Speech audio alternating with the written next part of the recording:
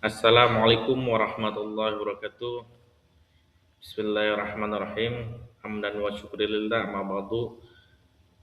Pada kesempatan kali ini kita akan membahas mengenai peran partai politik dalam demokrasi, yaitu pilar kedaulatan rakyat.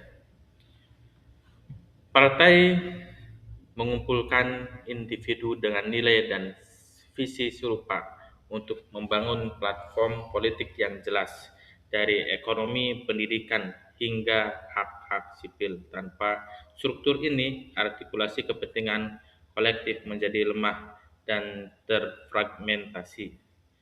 Partai bertindak sebagai kanal agar aspirasi warga diterjemahkan menjadi rancangan undang-undang dan kebijakan publik melalui wakil-wakil yang terpilih secara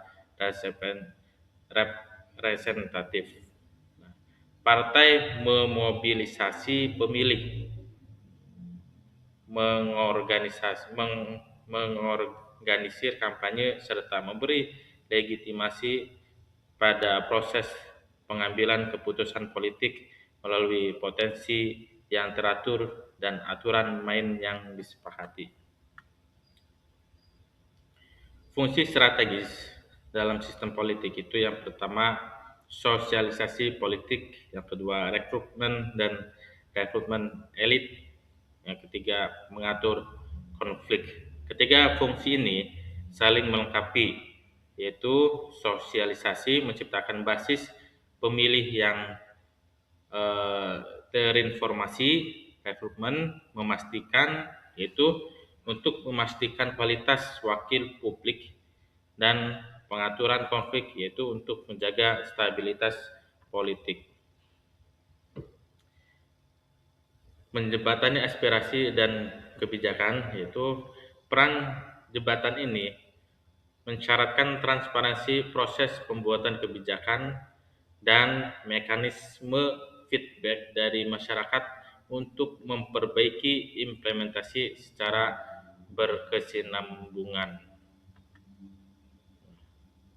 Tantangan modern, yaitu realitas di lapangannya, pertama dominasi elit dan dinasti.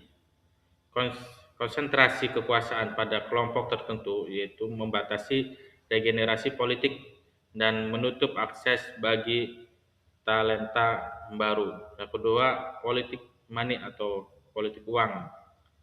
Perubahan praktik transaksi politik, menggerus integrasi pemilu, dan menurunkan kepercayaan publik terhadap partai serta institusi demokrasi.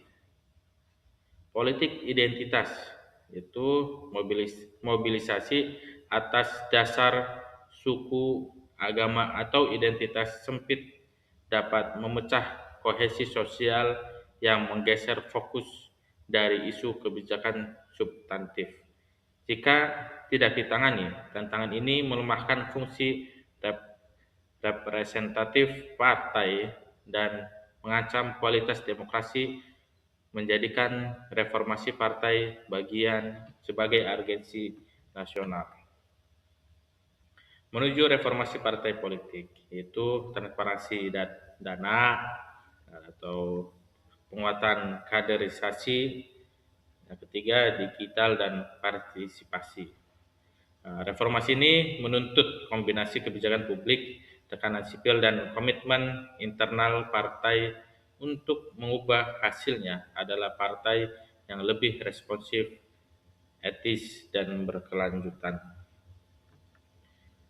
Partai politik harus kembali berfokus pada kepentingan publik, yaitu menyusun kebijakan berbasis bukti, menjaga integrasi pemilu, dan membuka ruang partisipasi yang inklusif. Publik memegang peran pengawas melalui media, LSM, dan partisipasi aktif untuk memastikan partai bertanggung jawab. Sekian yang dapat saya sampaikan, kurang lebihnya mohon maaf. Assalamualaikum warahmatullahi wabarakatuh.